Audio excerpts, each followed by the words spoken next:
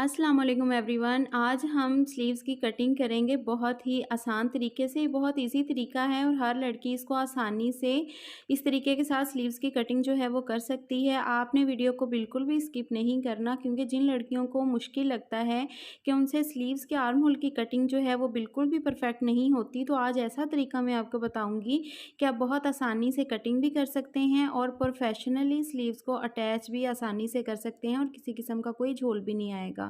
तो यहाँ पे देखें, स्लीव्स के फैब्रिक को हमने इस तरह से डबल फोल्ड करके तो एक दूसरे के ऊपर इस तरह से बिछा लिया है। हमने फ्रंट से इसको पैच वर्क करवाया है, फ्रंट से इसको बिल्कुल हमने रेडी किया हुआ है और ऐसे एक दूसरे के ऊपर आपने फैब्रिक को रख लेना है।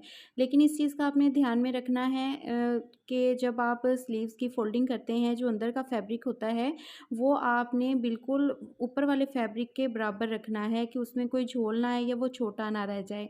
इससे क्या होता है कि हमारे आर्म होल बड़े छोटे हो जाते हैं। अब हमने लेंथ के लिए निशान लगाना है, तो आप अपने अकॉर्डिंग लेंथ देख लीजिए कि आपने कितनी रखनी है और उस हिसाब से आपने मार्किंग कर लें। लेंथ का निशान लगाने के बाद आपने एक्स्ट्रा फैब्रिक जो है उसको कटिंग करना है, तो उसके लिए हम नीचे की तरफ इस तरह से एक लाइन ड्रॉ कर लेंगे। देन हम एक्स्ट्रा फैब्रिक की कटिंग कर देंगे। अब देखें, एक्स्ट्रा फैब्रिक हमारा कटिंग हो चुका है, तो ऊपर अब हमने यहाँ पे 3.5 इंचेस पे मार्किंग करनी है।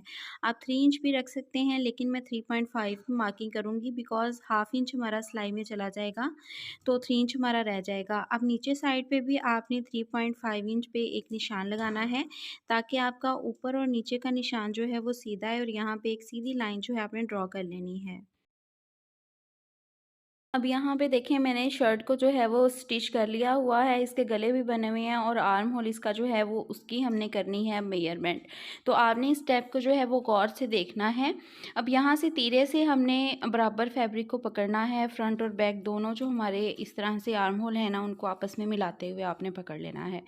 जहाँ तक इनका एंड हो रहा है वहाँ तक आप इसको इस तरह से सीधा रखेंगे।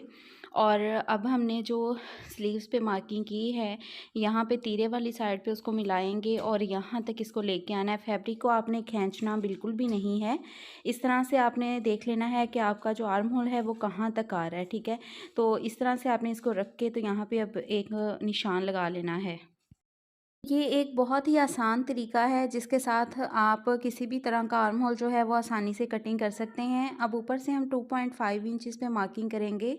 बहुत सी लड़कियां मुझसे पूछती हैं कि यहाँ पर आप 2.5 इंच पे मार्किंग क्यों करती हैं।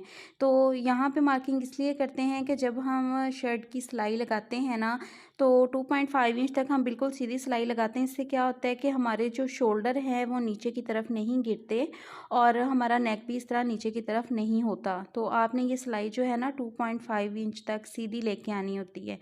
अब हम क्या करेंगे कि हमने आर्म होल के लिए गुलाई लेनी है, तो इस तरह से हम गुलाई करेंगे और गुलाई करते हुए 2.5 इंच पे जहाँ मार्किंग की है वहाँ तक मिला देंगे।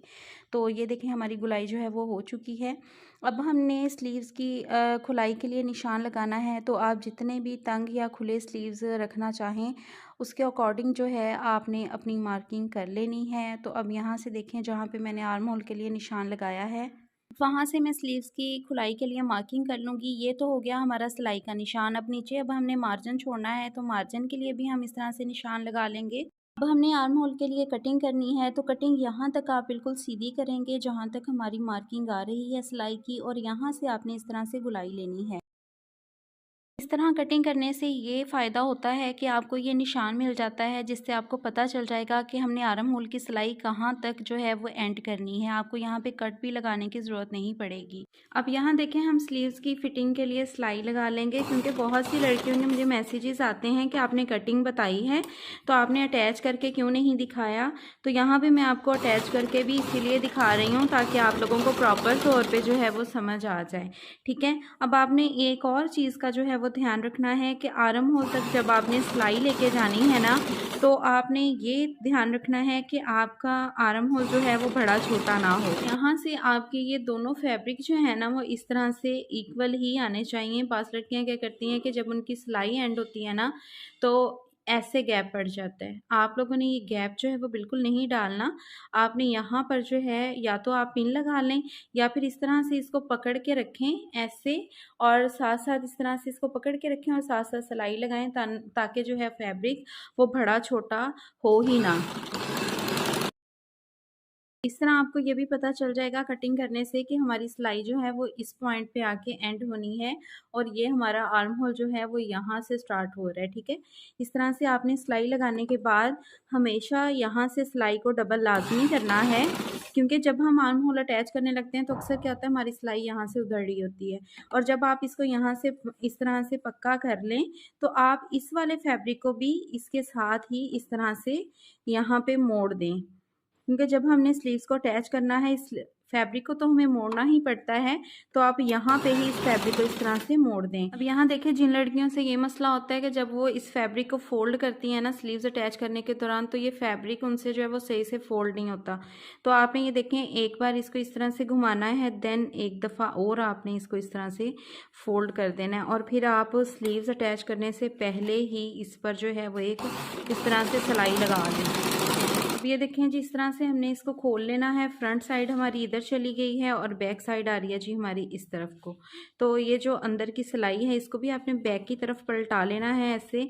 और अब हमने इस पर जो है वो स्लीव को अटैच करना है, क्योंकि इसकी हमने कोई फ्रंट की डीप कटिंग तो की नहीं है, ये बिल्कुल एक जैसा ही है। और यहाँ पे इसके जो बिल्कुल इसका मिड आ रहा है ना, यहाँ पे आपने हल्का सा कट लगा लेना है, ये देखें, ठीक है।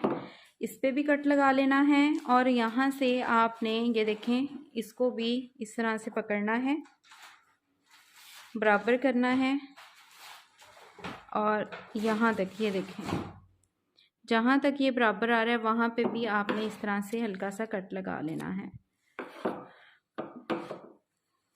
अब हमारी जो स्लीव की सिलाई है, ये आर्म होल के नीचे जो हमारा ये वाला पार्ट आ रहा है, ये वाला जो पार्ट है हमारा वो इस कट के साथ इस तरह से मिलना चाहिए। स्लीव के जो मिड में हमने कट लगाया है ना, वो हमारा तीरे के साथ मिलना चाहिए। इस चीज़ का आपने ध्यान रखना है, फिर आपको सही आइडिया हो जाएगा कि स्लीव्स जो हैं वो हमारे परफेक्ट अटैच हुए। आप चाहें तो नीचे से स्लीव को लगाना स्टार्ट कर दें, नहीं तो यहाँ से ऊपर से रख के भी आप इसको जो है वो इस तरह से लगा सकते हैं, ठीक है जी। तो यहाँ से हम देखें ये जो हमने कट हल्का सा लगाया उसको मिड में रखेंगे ऐसे, और यहाँ से अब हमने सिलाई लगानी है। वही तरीका 2.5 इंच तक आपने जो है सिलाई बिल्कुल सीधी लेके आनी। अब ये देखें जो फैब्रिक हमने सिलाई किया है वो खुद ब खुद नीचे की तरफ चला जाएगा। और ये देखें ये जो हमारी सिलाई है ये भी इस कट के साथ बिल्कुल इस तरह से मैच हो रही है। तो मतलब कि हमारे स्लीव्स जो हैं वो बिल्कुल परफेक्ट अटैच होंगे। तो देखें स्लीव्स हमने अटैच कर लिए हैं और बिल्कुल भी किसी किस्म का भी झोल नहीं आ रहा, कोई बड़े छोटे नहीं हुए। यहाँ से देखें तीरे से भी इक्वल है और यहाँ पर भी देखें स्लीव्स हमारे जो है वो परफेक्ट अटैच हुए हैं। मैं इसकी बैक साइड से भी आपको इसका आर्म होल दिखा देती हूँ। तो देखें किसी किस्म का भी जो है वो कोई भी झोल इसमें नहीं आएगा। तो जो बिगनर्स लड़कियां हैं जिनको नहीं प्रोफेशनली तौर पे समझ आती कि कटिंग हम किस तरह से करें, तो आप स्लीव्स की कटिंग जो है वो इस मेथड से कर सकती हैं। कमेंट सेक्शन में मुझे लाजमी बताइएगा कि ये मेथड आपको कितना इजी लगेगा। मिलते हैं जी नेक्स्ट वीडियो में। अपना बहुत सारा ख्याल रखिएगा, दुआ में याद रखिएगा। अल्लाह हाफिज़।